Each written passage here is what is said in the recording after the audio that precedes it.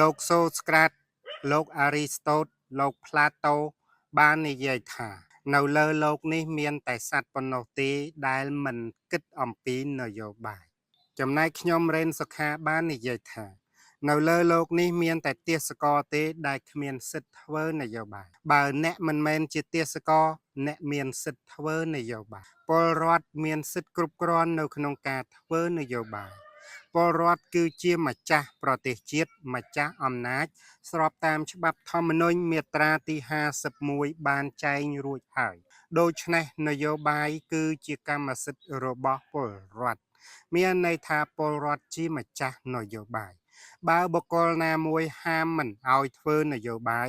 បុគ្គលនោះកំពុងតែរំលោភភាពជាពលរដ្ឋរបស់មនុស្សពលរដ្ឋគឺត្រូវការសិទ្ធិត្រូវការសេរីភាពនៅក្នុងការរស់នៅ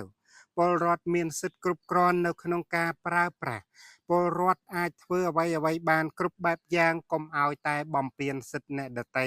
កុំឲ្យតែបំពានច្បាប់ដូច្នេះរាល់ការចែងច្បាប់ក៏ត្រូវតែគោរពសិទ្ធិបើសិនជាចែងច្បាប់រំលោភសិទ្ធិនោះមិនមែនជាច្បាប់នៃរបបប្រជាធិបតេយ្យឡើយ